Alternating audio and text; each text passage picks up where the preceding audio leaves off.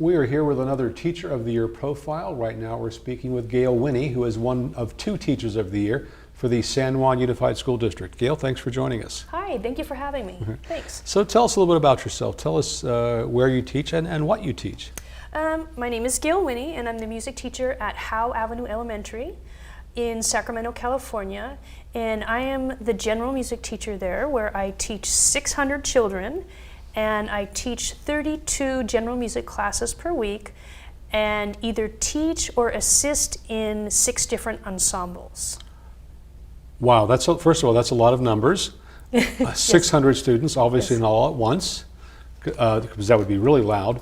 But and there are different levels, I guess, of expertise for your students too. Yes, so I have 1st through 5th grade during the instructional day, and those classes are 40 minutes in length.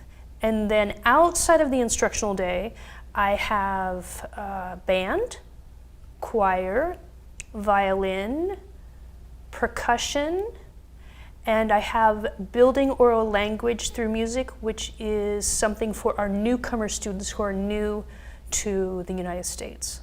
Tell us a little about that, the building oral language through music. What is that about?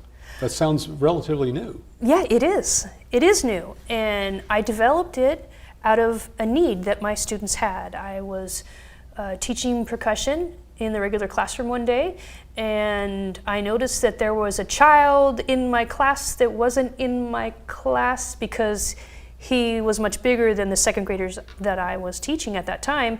And we figured out that he just wanted to come back to music class instead of going back to his other class because he knew a little bit about the drum but didn't have much language yet. He was a new student. He was new from Afghanistan, and he knew a little bit about percussion. So that inspired me, after that experience, inspired me to create a separate class for students who are newly acquiring language, to where they can develop language skills and music skills at the same time. And so how does that work? Because you know, you're learning a new language when you're learning music. So how do you, tell me about the similarities between the two.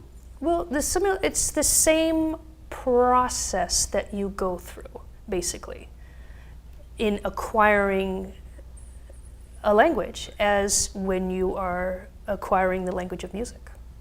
And so how does the learning of the music help students with acquiring the language? Well, music has some very specific oral training, and students learn how to listen for things specifically, and this helps them when they're listening to learn their new language. So you teach very young people how to play instruments. Yes. So I can imagine the noise level in your classroom. Yes. And I guess it's unfair to call it noise. It's a sound level. So it must be really gratifying to see them go from day one to the end of the school year. Very much so. I teach, in all of my classes, I teach my classes like an ensemble. So each class becomes its own special performing group. And I'll teach in units. I'll teach a unit of piano for 5 or 6 weeks, percussion. 3rd, 4th, and 5th grade, we have recorder, and have a partnership with Carnegie Hall and the Sacramento Philharmonic. We use their link-up program, and I teach recorder to about 350 kids, and at the end of the year, we all get on 5 buses and go and play our recorders with the Sacramento Philharmonic. Wow, that must be quite an experience for the kids. It is. Yeah. It is. So in teaching music, there's a lot to it. Would you say the main thing is discipline? Is that a big part of it, or what would you say is the biggest factor in learning music? Is it the appreciation? Is it the discipline? I think that it's a balance. It's a balance of the things that we learn. It's a balance of ear training. It's a balance of singing, a balance of theory, harmony, history. It's a little bit of everything. So if you were to take a music major college course list and look at those different courses, that's what I do in elementary school, at the appropriate age level, is to teach them those different things: ear training, sight, singing. I teach them solfege, singing in syllables. So not many elementary schools have a music program. Not this extensive, no. That's what I was going to say. I mean, you touch all grade levels, all students. Yes. Well, I would say, is 600 students all students? Pretty much. Except for preschool. Okay. But even in May, I invite preschool over so that they can develop an interest and know that they're going to be coming to my classroom. So what's the biggest payoff or the biggest value for students in learning music? And now they're not all going to grow up to be musicians, No. but what do they gain? I think that for them to be productive and cooperative in society, that the skills that they use to play in an ensemble is going to help them later in life. So we have to get along with everyone. When you play in an ensemble, you have to care about other people. So you want to do your best not only for yourself, but you want to do your best for your group. So it's life skills through music. Yes. Oh. So a big part of education is professional development. What kind of professional development is available for music teachers? What kinds of things are you able to do? Well, one thing that I've participated in this year was the Carnegie Hall Link Up. And I've been able to go to New York and participate as a teacher, learning methodology of playing recorder and learning from some great educators like Eric Booth, who's the leader, I think, in arts education. That's available to us. And then on the other end of it, I've been part of their professional development too. I was fortunate to be able to present for them in the Link Up California. I was their guest presenter, and I was able to take many of the things that they taught me and share them with other orchestras and teachers from California. Explain the value in professional development. I mean, what does that mean to you?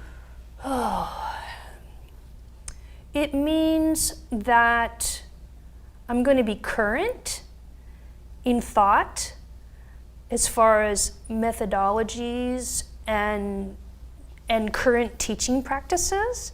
And it also means that I'm going to be connected to other individuals.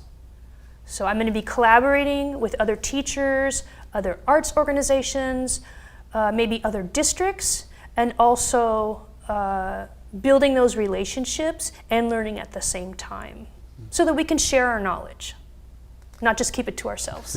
You're not just holding on to it. So you've got students of various ranges of ability. How do you motivate those students that you know are a little frustrated because it might not be as easy for them as it is for some other students? How do you encourage them? What do you do? Well, I think that my relationship with them is the most important, that I'm a champion for them, and that I bring the best out of them, and I make them feel safe, and I make them feel happy about being at school and about being able to participate in music. As far as academics go, the academics of music, I do things to where I can differentiate instruction for them, to make sure that those who need extra help can get it outside of their specific classroom time. So I have times during lunch where kids can come by depending on whether there's a day for percussion, there's a day for piano, there's a day for recorder. They can just come by and check in anytime and just say, hey, I need some help with this. Mm-hmm. And the performances at the end of the year must be really emotional for you when you see what they've been able to accomplish.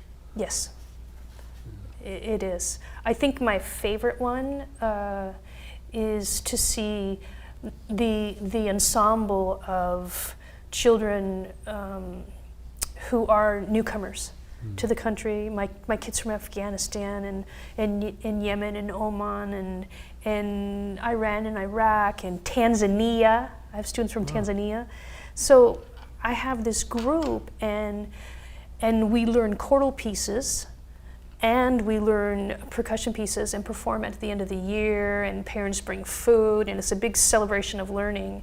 And that's definitely the most emotional part for me, is to see how much they've grown and to see their successes and to see them become more confident in their new country. Oh, well, and I'm sure they're very proud of you, and congratulations on being named Teacher of the Year for the San Juan Unified School District, one of 2 teachers. We've been speaking with Gail Winnie. Congratulations. Thank you.